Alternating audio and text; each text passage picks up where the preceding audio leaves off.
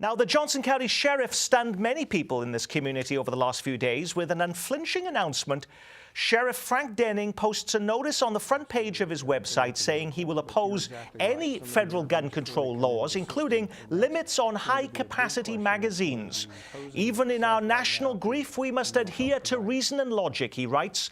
Logic dictates to us that armed individuals, whether armed private individuals or hired security personnel, are the answer to prevent future tragedies in those places that we have inadvertently made free fire zones with the totally useless no guns allowed signs, he says. But what triggered Frank Denning's decision to speak out so assertively about this 4 years before he faces re-election?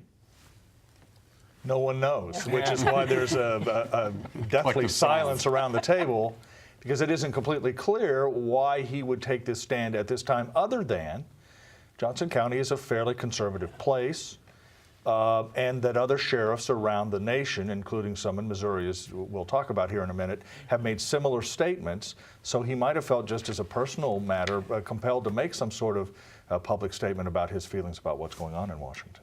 But the National Sheriff's Association hasn't taken this stand, has it, Sam? No, not at all. In fact, right after the Obama news conference where he talked about these executive orders and going after an assault weapon ban and what have you, National Sheriff's Association did. It was tepid, but they did come out and say, yeah, we can agree with this. Now, where he's really out of step is with the International Association of Chiefs of Police, which has been backing an assault weapons ban and a ban on high-capacity mags for many, many, many years. So he's generally out of step with his peers, except when a handful of Missouri sheriffs. He must be feeling, though, somehow that if he didn't do something more publicly, that somebody's going to be standing for against him at the next election, Steve? Well, that's possible, and keep in mind, Nick, we live here in the heartland, very conservative territory, gun control measures, by and large, not very popular. I've noticed over the years in covering politicians, particularly those who run for law enforcement kinds of jobs,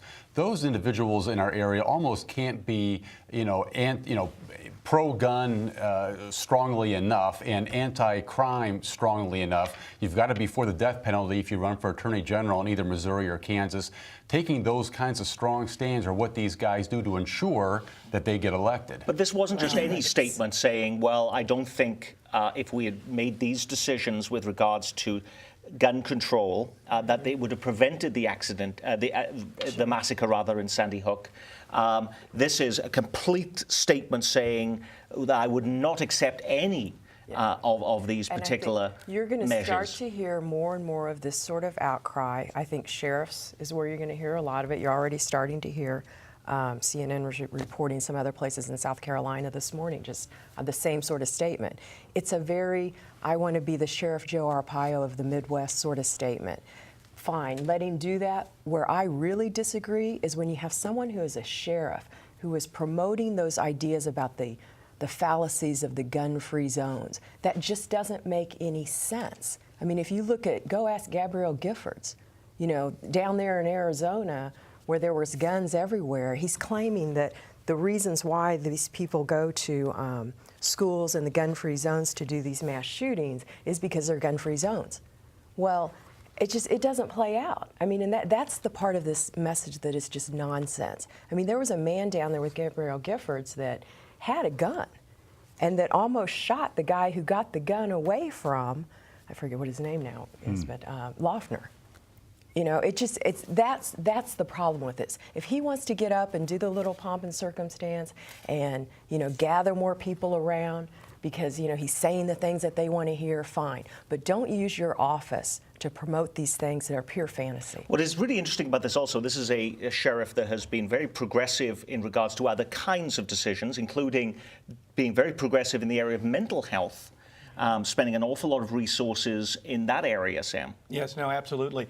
We talked to him for the Medicaid piece that was on the local show a couple of weeks ago, and we were in the jail. In fact, you've seen some of the video here.